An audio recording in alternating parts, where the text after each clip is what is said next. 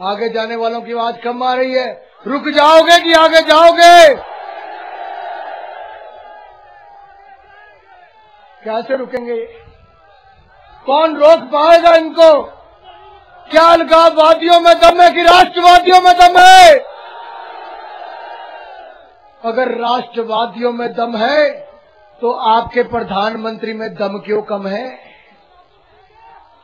आपके प्रधानमंत्री में दम क्यों कम है?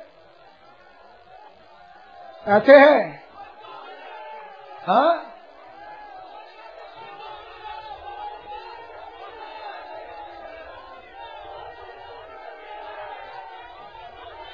आपका प्रधानमंत्री नहीं है।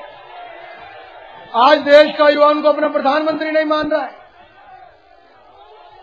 आज देश का युवा त्रस्त है। देश के युवा का मनोबल गिरा है मित्रों, और देश के युवा का और देश की सेना का मनोबल बढ़ाने के लिए इसी मकसद के साथ इस राष्ट्रीय एकता यात्रा की शुरुआत की गई है। मकसद केवल एक है, देश की एकता, अखंडता, भाईचारे को कम नहीं होने देना और मजबूत करना और सशक्त करना है। सेना का मनोबल नहीं गिरने देना। ये दुर्भाग्य इस देश का कि देश के सेना के प्रमुख को 10-10 प्रेस कॉन्फ्रेंस करनी पड़ी। किस लिए करनी पड़ी? कि सेना विशेषाधिकार अधिनियम में बदलाव न लाया जाए। There should not be any amendment in Armed Forces Special Protection Act. ये क्यों कहना पड़ा सेना प्रमुख को? क्योंकि आज अलगाववादियों ने 3000 के लगभग अर्जियां दे रखी हैं। क्या है वो एप्लीकेशन? आपकी सेना के खिलाफ केस डालने के लिए। आखिर क्या कसूर है आपकी सेना का? कश्मीर में अलगाववादी लोगों के कहने पर, अलगाववादियों के कहने पर वहां के गिने चुने नौजवानों ने पथराव किया। किसके ऊपर किया? आपकी देश की सेना पर।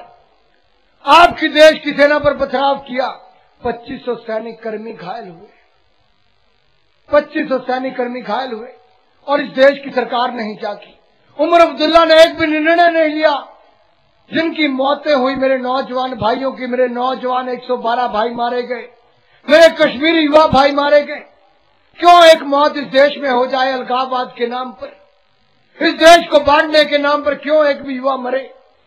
ये हमारा फर्ज है कि इस देश में अलगाववाद को खत्म किया जाए। हमें दुख है उन कश्मीरी भाइयों के मरने पर, लेकिन सेना की एक भी गोली नहीं चली। एक भी गोली सेना ने नहीं चलाई थी। तो फिर क्यों सेना विशेषाधिकार अधिनियम में बदलाव चाहते? क्यों सेना के खिलाफ माहौल पैदा करते? क्यों इस देश के युवाओं को सेना के पक्ष में उतरना पड़ता है? क्योंकि अगर आज सेना का मनोबल गिर गया, आज जम्मू कश्मीर से सेना हटा ली गई, अगर कश्मीर सुरक्षित नहीं रहा मित्रों, तो पूरा देश सुरक्षित नहीं रहेगा। क्या आप इस देश की सुरक्षा के साथ खिलवाड़ कर सकते हो? क्या आप जम्मू कश्मीर की सुरक्षा के साथ खिलवाड़ कर सकते हो? क्या आप जम्मू कश्मीर से सेना हटाने के पक्ष में हो? तो ये देश के प्रधानमंत्री को कैसे समझाएं, कैसे बताएं कि देश का नौजवान भी आज जानता है कि देश को क्या चाहिए। आज अगर देश का नौजवान जानता है कि कश्मीर के युवाओं की असली पीड़ा धारा 370 है, ये वही पीड़ा है जो पंडित जवाहरलाल नेहरू की दी हुई है। अगर 550 से ज्यादा रियासतों का सफलतापूर्वक विलय असरदार सरदार, जो मेरे भाई नवजोत सिंह सिद्धू कहते हैं, असरदार सरदार वल्लभ भाई पटेल ने किया था। निजाम और जूनागढ़ जैसी रियासतों को सफलतापूर्वक देश में पूर्ण विलय करवाया और उसी संविधान के तहत महाराजा हरि सिंह ने हामी भरी विलय के लिए, मर्जर के लिए। तो ऐसा क्या कारण था? ऐसी किससे मित्रता पंडित जवाहरलाल नेहरू को निभानी थी? क्या वो केवल शेख अब्दुल्ला के साथ अपनी दोस्ती नहीं निभाना चाहते थे? क्या केवल जम्मू कश्मीर को हिंदुस्तान से बाकी हिस्सों से अलग नहीं रखना चाहते थे? क्या ये कांग्रेस का सांप्रदायिक चेहरा नहीं कि पिछले 64 वर्षों में जम्मू कश्मीर का पूर्ण विलय हिंदुस्तान में नहीं होने दिया? क्यों विशेष राज्य का दर्जा देकर रखा है? आपकी गूढ़ कमाई, आपके टैक्स पेयर्स का पैसा, जो एक एक पैसा इकट्ठा होता है उसका 10% पैसा मित्रों जम्मू कश्मीर पर खर्च होता है। हमने कभी विरोध नहीं किया, आपने कभी विरोध नहीं किया।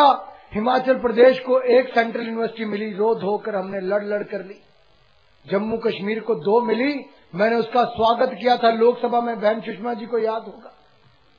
मैंने कहा था 2 क्या 4 दो, जम्मू कश्मीर का विकास होना चाहिए, वहां पर रोजगार मिलना चाहिए, जम्मू कश्मीर का पूर्ण विलय होना चाहिए।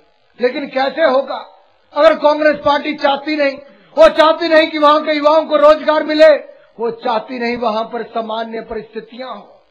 अगर वो चाहती तो धारा 370 को समाप्त करती।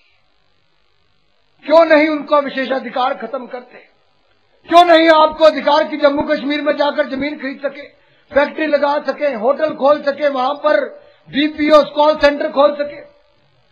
वहां पर जाकर आपको मतदान का अधिकार नहीं, वहां पर जो सैनिक अपने सीने पर गोली खाते हैं वहां पर 1 इंच भूमि नहीं खरीद सकते। आजादी के 64 वर्षों के बाद भी आखिर ये हालात क्यों है? आखिर ये आपातकाल के हालात तक आज क्यों बने? इमरजेंसी के हालात क्यों बने? क्या आपको जम्मू कश्मीर में अंदर जाने के लिए परमिशन चाहिए? आपकी ट्रेनों को रातों रात वापस भेजा जाता है बगैर कोई कारण बताए।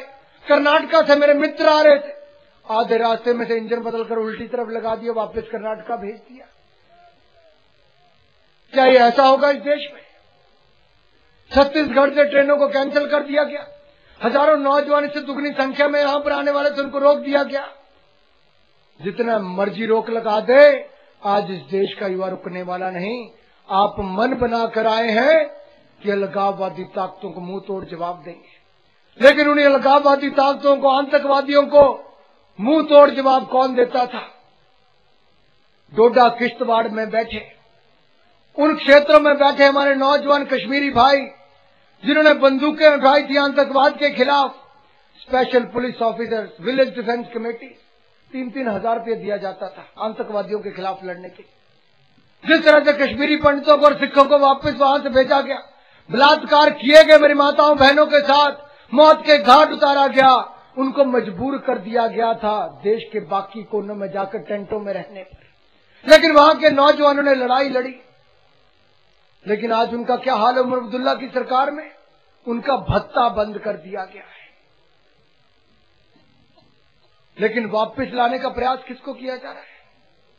उनका भत्ता बंद कर दिया, लेकिन जो कश्मीरी युवा पाकिस्तान में चले गए आतंकवादी बनने के लिए, आपके खिलाफ गोली चलाने के लिए, आपके देश में बम विस्फोट करने के लिए, आज उनको वापस लाने के लिए पैकेज तैयार किया जा रहा है। 2000 रुपये प्रति महीना देने की बात की जा रही है, 1.5 लाख रुपए देने की बात की जा रही है। क्या आप आतंकवादियों को देश के अंदर आने के लिए वैधिक तौर पर मंजूरी देंगे? क्या आप आतंकवादियों को देश के अंदर आने देंगे? मैं कहना चाहता हूं उमर अब्दुल्ला जी, अगर भत्ता देना है तो उनको दो जिन्होंने आतंकवादियों के खिलाफ लड़ाई लड़ी। अगर वापस लाना है तो उन आतंकवादियों को मत लाओ, वापस लाओ तो पाक अधिकृत कश्मीर का 1-1 इंच वापस लो जो हिंदुस्तान का हिस्सा है। हमें वो 1-1 इंच भूमि वापस चाहिए। लोकसभा में, राज्यसभा में आम सहमति से रेजोल्यूशन पास हुआ कि पाक अधिकृत कश्मीर का 1-1 इंच भारत की भूमि है। हमें उसको वापस लेने के लिए प्रयास करना चाहिए। और मैं कहना चाहता हूं अब्दुल्ला जी, अलगाववादियों का साथ मत दो। आपने लोकसभा में कहा था, 14वीं लोकसभा में, और उस समय मैं उसका सदस्य था। मेरा पहला दिन वो लोकसभा का था और वो इसलिए मेरे लिए खुशी वाला दिन था, लेकिन इस देश के इस लोकतंत्र में वो बड़ा दुर्भाग्यपूर्ण दिन था, क्योंकि कांग्रेस ने करोड़ों रुपए बांटकर वोटें खरीदी थी अपनी सरकार बचाने के लिए। और उमर अब्दुल्ला ने भाषण दिया था, मैं एक मुस्लिम हूं, मैं एक भारतीय हूं। मैंने भी बहुत मेज थपथपाई थी। मुझे लगा ये मुख्यमंत्री बनेंगे, इसके बाद जम्मू कश्मीर की समस्या का हल होगा।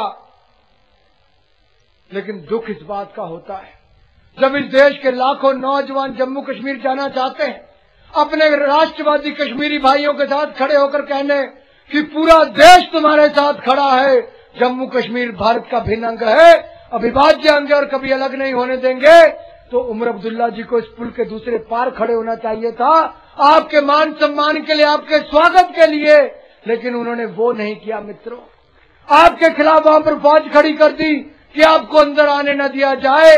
ये कैसे मुसलमान है आप, कैसे भारतीय है आप? मुसलमान तो वो थे जो पिछले 13 दिनों में हजारों मुसलमान भाइयों ने सड़कों पर उतरकर रथ के ऊपर आकर हमारा स्वागत किया, अभिनंदन किया और कहा हम भारत माता के बेटे हैं, भारत का जम्मू कश्मीर को अभिन्न अंग मानते हैं। वो है मुसलमान, वो है भारतीय। आप कैसे भारतीय हैं?